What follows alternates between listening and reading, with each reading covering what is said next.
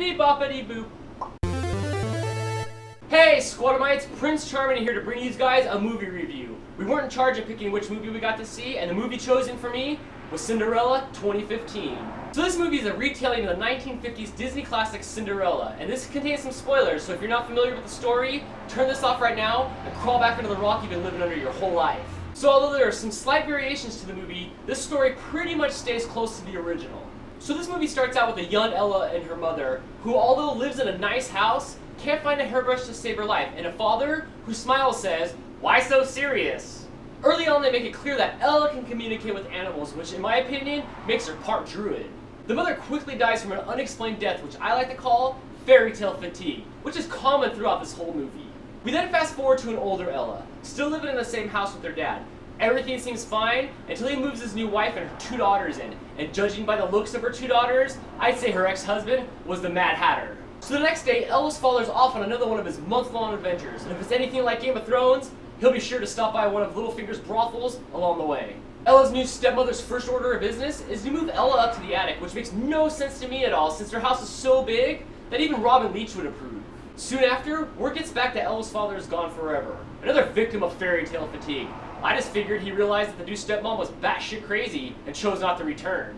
Ella, who doesn't seem too bothered by her dad's death, runs into the prince on a horse ride, but refuses to tell him her name. It would have saved us all a lot of time if she just told the prince who she was in the first place. And because the prince is the dude, he couldn't just be happy with his interactions with Ella without closing the deal. So he decides to hold a ball, the likes of the Bachelor show, in hopes that she'll show up. The prince's father, who's suffering from, you guessed it, fairy tale fatigue, is about to die, so the prince must act fast to find his princess. The day the ball comes, and as you guessed it, Ella's stepmom, won't let Ella attend the ball. She would rather have one of her Mad Hatter Jean daughters be chosen instead. The way I see it, the stepmom would have a better chance of breeding a prince to the family if she would have presented all three daughters to the prince instead of just the two, but whatever. The night of the ball, Ella's fairy godmother shows up to save the day. She has no problem turning a pumpkin into a carriage, so I'm not sure why she just didn't turn the kinda hot stepmom into a pumpkin, saving us yet again more time.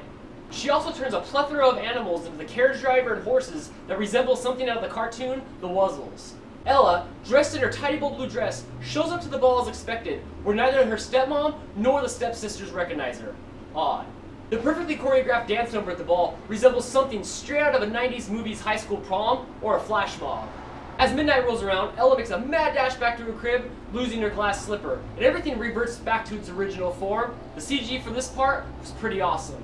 As the story goes, the prince makes every girl in the kingdom try on the glass slipper, without even cleaning it in between each person that tries it on, which leads me to believe that's how foot fungus got started.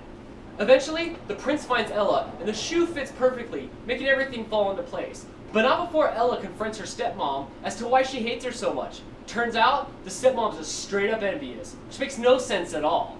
We get our fairy tale ending, and all is right in the kingdom yet again. And that, my friends, is my movie review of Cinderella. Starring Zorro Daxos, George Washington, Leonardo da Vinci, Baron Munchausen, that Aflac duck, Melissa McCarthy, and that dude's junk from the Little Mermaid movie. Cinderella, because remaking a movie is so much easier than coming up with a new story. Catch you guys next week on the Random Friend Squad. Here's a few things I didn't understand. Why didn't the shoes revert back like everything else did at midnight? If the shoes fit Ella so well, why did they fall off in the first place? You mean to tell me nobody in the kingdom had the same shoe size as Ella? How long do these mice live for? Why did the fairy godmother wait so long to reveal herself to Ella in the first place? Does she enjoy watching her suffer? If Ella was part druid and could talk to the animals, why didn't she use her Dr. Dolittle talents to turn all the animals in the kingdom against the stepmom? Hey Squadamites, thank you for subscribing to the best collab channel in the world. And don't forget to check out the rest of the Random Friend Squad every weekday. We got me on Monday, we got Bud on Tuesday, we got Mike on Wednesday, we got Steph on Thursday, we got Jason on Friday. So tune in every weekday to see what we're up to. Thank you. One guy.